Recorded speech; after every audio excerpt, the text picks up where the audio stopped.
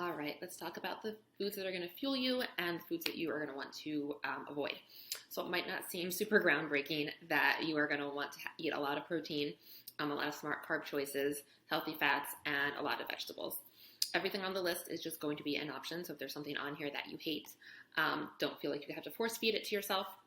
So, pretty much we're going for a lot of lean proteins, chicken breast, lean ground beef, ground turkey, turkey breast, any kind of fish or seafood. I usually recommend plain Greek yogurt or just like regular vanilla flavored.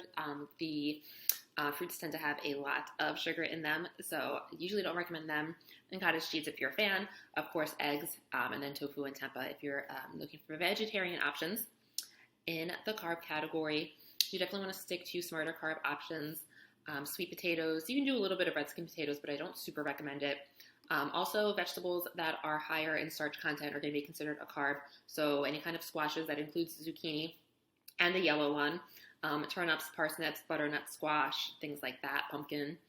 You can do white or brown rice, any kind of legumes, quinoa, regular oats, couscous. I definitely recommend a pasta alternative, so like a brown rice pasta, a lentil pasta, things like that, and then any of your fruits. If you want to stick to fresh or frozen fruits, there's definitely like a hierarchy of fruit, but I'm not totally going to get into like, is a banana bad for you? What I would say is you definitely want to choose fruits that are higher in water content. So berries are an awesome option, things like watermelon, cantaloupe, just things that are like literally like juicy, and they're also going to hydrate you while you're eating them. So that's why like bananas are a great option, in comparison to like a bag of chips, but they're not my favorite fruit for people to snack on. So, moving on to the healthy fats, I like just like super basic, like olive oil. I usually get a spray olive oil can and use that. Avocado, nut butters, plain roasted nuts, ghee, coconut oil, avocado oil, grass-fed butter, and like regular half and half for your coffee, so you don't have to drink it black. And then your veggies category. You want the majority of the veggies that you're eating to be something that is green and or leafy. So, anything green, cauliflower's in there too. I like kale, baby kale, spinach, arugula, all of those wonderful things. And then don't forget about the things that are going to make your veggies more exciting. So, tomatoes, mushrooms, onions, peppers. I think I left peppers out, but definitely peppers are going to be on there too.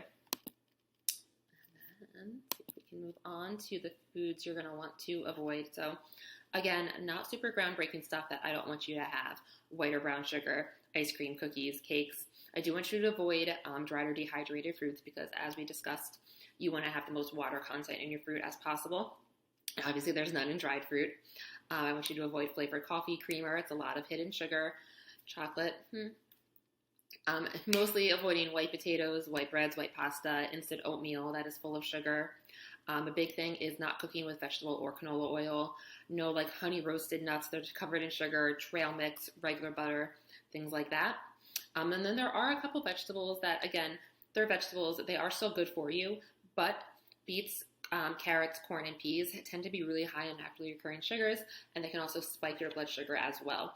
So for that reason, I don't want to tell you like you can never eat corn again, especially if you love it, but you definitely don't want to be having it on a regular basis, like on a daily basis.